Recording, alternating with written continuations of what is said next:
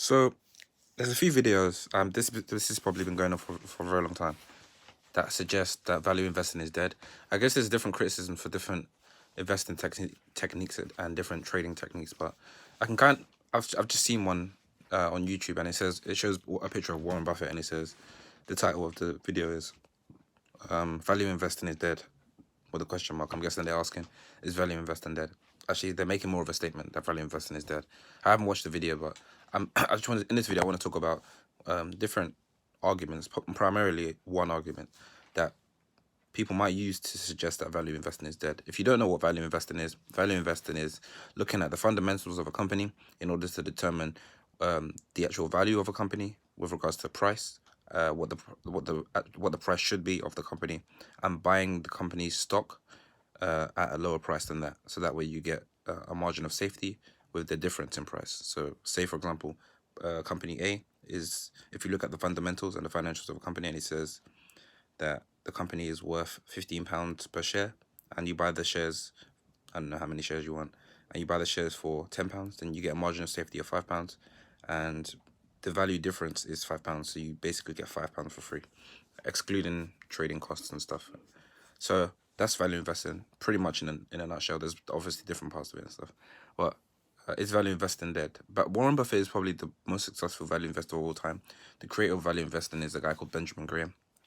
He wrote a book called Technical Analysis with another professor called David Dodd, and his most famous book is called The Intelligent Investor, which is probably one of the most it is the most famous value investing book of all time, and one of the most famous investing books of all time. But anyway, back to the main point: is value investing dead?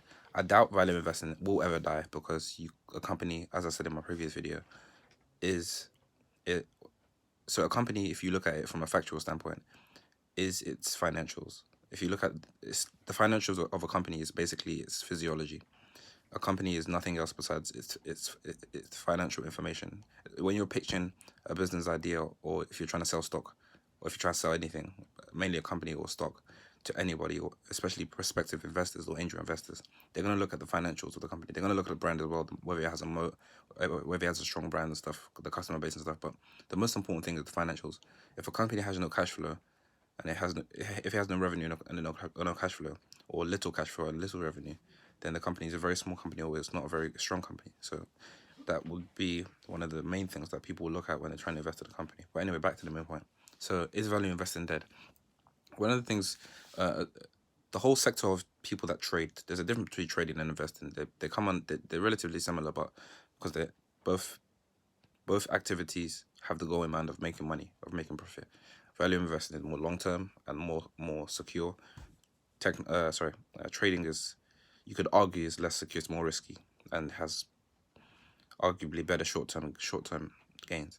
But the real world of technical analysis, the world of trading, high speed trading and high frequency trading, those people, that sector could argue that value investing is not a good metric for, or is not a good foundation for this determining whether a company, or not necessarily determining a company. If you want to make money, which is one of the main primary goals of investing, which is one of the primary goals of buying and selling shares.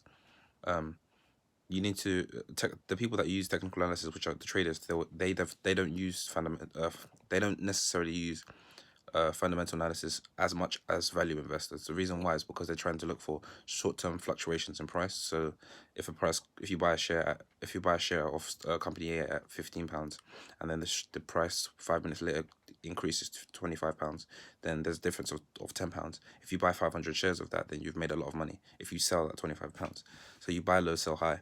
The value investors also use that technique, but they do it over a long period of time.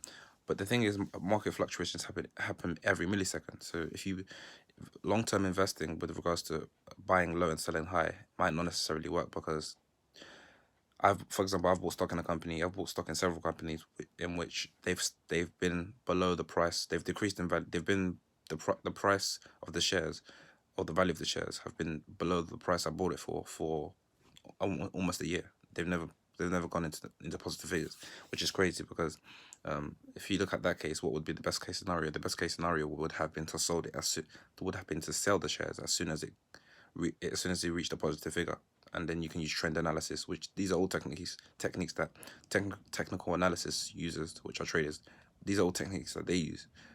Fundamental analysts or value investors, they don't necessarily use these techniques too much. But anyway, back to the main point.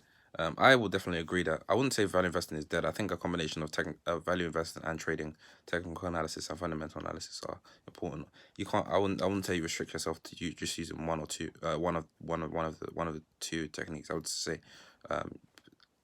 have both skills and identify in each scenario which tools are necessary for getting the maximum return.